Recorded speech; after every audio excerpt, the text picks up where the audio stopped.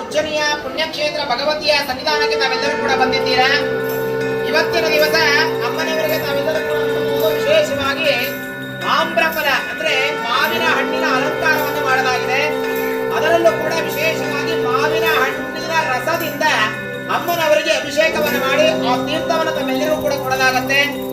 ಈ ಒಂದು ಶ್ರೀ ಕ್ಷೇತ್ರದಲ್ಲಿ ಯಾವುದಾದ್ರೂ ಒಂದು ಕಾರ್ಯಕ್ರಮವನ್ನು ಮಾಡ್ತಾರೆ ಅಥವಾ ಯಾವುದಾದ್ರೂ ಒಂದು ಅಲಂಕಾರವನ್ನ ಮಾಡ್ತಾರೆ, ಪೂಜೆ ಪುರಸ್ಕಾರಗಳನ್ನು ಮಾಡ್ತಾರೆ ಅಂತಂದ್ರೆ ಅದು ಖಂಡಿತವಾಗಲು ಕಾಲ್ಪನಿಕವಾಗಿರ್ತಕ್ಕಂತಹ ಆಧ್ಯಾತ್ಮಿಕವಾಗಿರ್ತಕ್ಕಂಥ ಚಿಂತನಾಪೂರ್ವಕವಾಗಿ ಮಾಡುವಂಥದ್ದು, ಸುಮ್ಮನೇನೋ ಅಲಂಕಾರವನ್ನು ಮಾಡುವಂಥದ್ದು ಏನೂ ಅಲ್ಲ. ಇವತ್ತಿನ ದಿವಸ ವಿಶೇಷವಾಗಿ ಅಮ್ಮನವರಿಗೆ ಮಾವಿನ ಹಣ್ಣಿನ ಅಲಂಕಾರವನ್ನು ಮಾಡಲಾಗಿದೆ. ಮಾವಿನ ಹಣ್ಣಿನ ಬಗ್ಗೆ ಸಂಕ್ಷಿಪ್ತವಾಗಿ ನಾವು ಪುರಾಣಗಳ ಪ್ರಕಾರ ತಿಳಿಯುವುದಾದರೆ ಮಾವಿನ ಹಣ್ಣನ್ನ ಜ್ಞಾನ ಫಲ ಅಂತ ಹೇಳ್ತೇವೆ.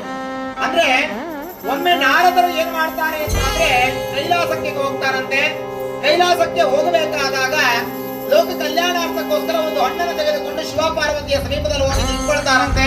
ಶಿವಪಾರ್ವತಿಗೆ ಹಣ್ಣನ್ನು ಸಮರ್ಪಣೆ ಮಾಡಿ ಶಿವಪಾರ್ವತಿಗೆ ಹೇಳ್ತಾರಂತೆ ನಾರದರು, ಇಬ್ಬರ ಮಗರಲ್ಲಿ ಯಾರಿಗಾದ್ರೂ ಒಬ್ಬರಿಗೆ ಹಣ್ಣನ್ನು ಕೊಡಬೇಕು, ಹಣ್ಣನ್ನು ಕೊಡಬಾರ್ದು, ಈ ಜ್ಞಾನದ ಫಲವನ್ನ ಹಾಗೆ ಒಬ್ಬರಿಗೆ ಕೊಡಬೇಕು ಅಂತ ಹೇಳಿದಂತಹ ಸಂದರ್ಭದಲ್ಲಿ ಈ ಒಂದು ಕಷ್ಟಕರವಾಗಿರ್ತಕ್ಕಂತಹ ನಾರದರ ಅಪೇಕ್ಷೆಗೆ ಶಿವಪಾರ್ವತಿಯರು ಆಲೋಚನೆ ಮಾಡಿ ಇಬ್ಬ ಮಕ್ಕಳಿಗೂ ಕೂಡ ಹೇಳ್ತಾರೆ. ಯಾರಿಗೆ? ಗಣಪತಿ ಮತ್ತು ಸುಬ್ರಹ್ಮಣ್ಯ ಇಬ್ಬರಿಗೂ ಕೂಡ ಹೇಳ್ತಾರೆ, ಈ ಜ್ಞಾನ ಫಲ ಅಂದ್ರೆ ಈ ಮಾವಿನ ಹಣ್ಣನ್ನ ನಿಮಗೆ ಒಬ್ಬರಿಗೆ ಕೊಡಬೇಕು ಅಂತ ಅಂದ್ರೆ ಇಬ್ಬರು ಕೂಡ ತಮ್ಮ ವಾಹನವನ್ನು ಏರಿ ಭೂಲೋಕವನ್ನ ಮೂರು ಪ್ರದಕ್ಷಿಣವಾಗಿ ಸುತ್ತಕೊಂಡು ಯಾರು ಬರ್ತಾರೋ ಅವರಿಗೆ ಈ ಒಂದು ಜ್ಞಾನದ ಹಣ್ಣು ಮಾವಿನ ಹಣ್ಣನ್ನು ಕೊಡ್ತೇವೆ ಅಂತ ಹೇಳ್ತಾರಂತೆ. ತಕ್ಷಣ ಸುಬ್ರಹ್ಮಣ್ಯ ಸ್ವಾಮಿ ಅವರು ಏನ್ ಮಾಡ್ತಾರೆ ಅಂತಂದ್ರೆ ನವಿಲಿನ ವಾಹನವನ್ನ ಏರಿ ಭೂಲೋಕಕ್ಕೆ ಪ್ರದಕ್ಷಿಣವಾಗಿ ಭೂಲೋಕಕ್ಕೆ ಹೊರಡ್ತಾರಂತೆ. ಆಗ ಗಣಪತಿ ಸ್ವಾಮಿಗಳು ಸುಮ್ಮನೆ ನಿಂತಿರ್ತಾರೆ. ಶಿವಗಣಗಳನ್ನು ಕೂಡ ಯೋಚನೆ ಮಾಡ್ತಾ ಇರ್ತಾರೆ. ಗಣಪತಿ ಏನ್ ಮಾಡ್ತಾರೆ? ಯಾಕೆಂದ್ರೆ ಗಣಪತಿ ತುಂಬಾ ದೇಹಾಗಾತ್ರವಾಗಿ ಹಾಗೂ ಹಿರಿಯ ವಾಹನವಾಗಿರ್ತಾರೆ. ಅವರ ಒಂದು ಸಂಚಾರ ಕೊಂಚ ಸ್ಥಗಿತವಾಗಿದ್ರೆ ನಿಧಾನಕ್ಕೆ ಚಲಿಸುವಂತದ್ದಾಗಿರುತ್ತೆ. ಆಗ ವಿಘ್ನೇಶ್ವರ ದೇವರು ಏನ್ ಮಾಡ್ತಾರೆ? ಈ ಒಂದು ಜ್ಞಾನದ ಫಲ ನಿನಗೆ ಸಲ್ಲಬೇಕು, ಆದ್ರೆ ನೀನು ನಮ್ಮನ್ನ ಏನಿಗೆ ಪ್ರದಕ್ಷಿಣೆ ಮಾಡುವಂತ ಸಂದರ್ಭದಲ್ಲಿ ವಿಘ್ನೇಶ್ವರ ದೇವರು ಹೇಳ್ತಾರಂತೆ, ವಾಗರ್ತಾವ ಸಂಪೃತ್ತೋ ವಾಗರ್ತ ಪ್ರತಿಭಕ್ತಯೇ ಜಗದ ಪುಣ್ಯವಂತೆ ಪಾರ್ವತಿ ಪರಮೇಶ್ವರ. ಅಂದ್ರೆ ಇಡೀ ಭೂಲೋಕಕ್ಕೆ ನೀವೇ ತಂದೆ ತಾಯಿಗಳಾಗಿದ್ದರಿಂದ ನಿಮ್ಮನ್ನ ಪ್ರದಕ್ಷಿಣವಾಗಿ ನಮಸ್ಕಾರ ಮಾಡಿದ್ರೆ ಇಡೀ ಭೂಲೋಕವನ್ನೇ ಪ್ರದಕ್ಷಿಣೆ ಮಾಡಿದಂತಹ ಫಲ ಅಂತೇಳಿ ನಮಸ್ಕಾರವನ್ನು ಮಾಡ್ತಾರಂತೆ. ಇದನ್ನು ಮೆಚ್ಚಿದಂತಹ ಎಲ್ಲರೂ ಕೂಡ ಸಂತೋಷಿತರಾಗಿ ಗಣೇಶನ ಸಂದೇಶ ಏನಂದ್ರೆ ಭೂಲೋಕದಲ್ಲಿ ತಂದೆ ತಾಯಿಯೇ ದೇವರು, ತಂದೆ ತಾಯಿ ಎಲ್ಲವೂ ಕೂಡ ಅಂತ ಹೇಳ್ತಾ ವಿಘ್ನೇಶ್ವರ ಸ್ವಾಮಿಯವರು ಸಮಾಜಕ್ಕೆ ಒಂದು ಸಂದೇಶವನ್ನು ತಿಳಿಸ್ತಾರಂತೆ. ಇದನ್ನು ಕಂಡಂತಹ ಭೂಲೋಕವನ್ನು ಪ್ರದಕ್ಷಿಣವಾಗಿ ಸುತ್ತಿ ತುಂಬಾ ದಣಿದು ಬಂದಂತಹ ನವೀನವಾಗಿ ಏರಿರ್ತಕ್ಕಂಥ ಸುಬ್ರಹ್ಮಣ್ಯ ಸ್ವಾಮಿಯವರು ಬಂದು ನೋಡಿದಾಗ ಆ ಫಲ ವಿಘ್ನೇಶ್ವರಿಗೆ ಸಲ್ಲಿಸತಕ್ಕಂಥ ತಿಳಿದಾಗ ಸುಬ್ರಹ್ಮಣ್ಯ ಸ್ವಾಮಿಯವರು ತುಂಬಾ ಕೋಪಗೊಂಡು ದಕ್ಷಿಣ ಭಾರತದಲ್ಲಿ ಇರ್ತಕ್ಕಂತಹ ಒಂದು ಬೆಟ್ಟದಲ್ಲಿ ಹೋಗಿ ನೆಲೆಸ್ತಾರಂತೆ. ಆ ಬೆಟ್ಟದ ಹೆಸರೇ ಪಳನಿ ಅಂತ ಹೇಳಲಾಗುತ್ತೆ. ತಾವೆಲ್ಲರೂ ಕೂಡ ಕೇಳಿರ್ಬೋದು.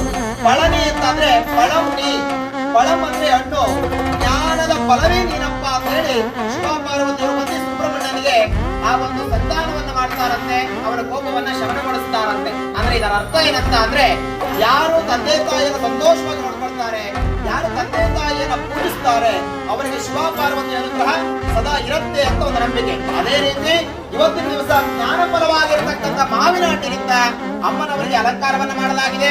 ಆ ಜ್ಞಾನ ಫಲದ ರಸದಿಂದ ಅಮ್ಮನವರಿಗೆ ಅಭಿಷೇಕವನ್ನು ಮಾಡಲಾಗಿದೆ. ಎಲ್ಲರಿಗೂ ಕೂಡ ಆ ಮಾವಿನ ಹಣ್ಣಿನ ಪಂಚಾಮೃತ ಕೊಡಲಾಗತ್ತೆ. ಸಂತೋಷವಾಗಿ ಜ್ಞಾನ ಭಕ್ತಿಯನ್ನು ಸ್ವೀಕರಿಸಿ ನಮ್ಮಲ್ಲಿರತಕ್ಕಂಥ ಅಜ್ಞಾನಗಳೆಲ್ಲವನ್ನು ಕೂಡ ಕಳೆದು ಜ್ಞಾನ ಫಲದ ಒಳ್ಳೆ ಜ್ಞಾನವನ್ನು ಕೊಟ್ಟು ಕಾಪಾಡು ಅಂತ ಹೇಳ್ತಾ ತಾವೆಲ್ಲರೂ ಕೂಡ ಅಮ್ಮನವರನ್ನ ಶ್ರದ್ಧೆಯಿಂದ ಪ್ರಾರ್ಥನೆ ಮಾಡಿಕೊಳ್ಳಿ.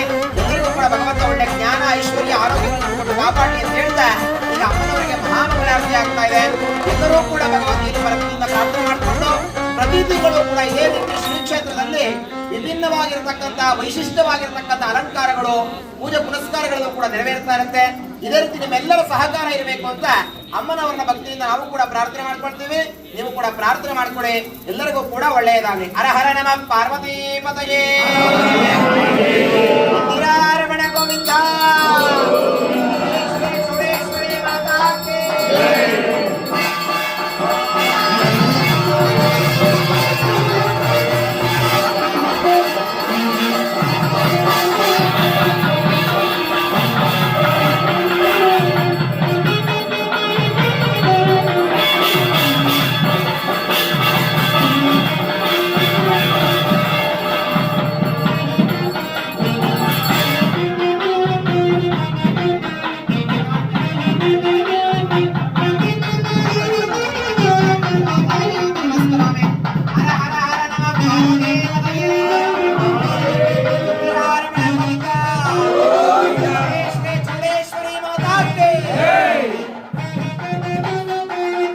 ನಮಃ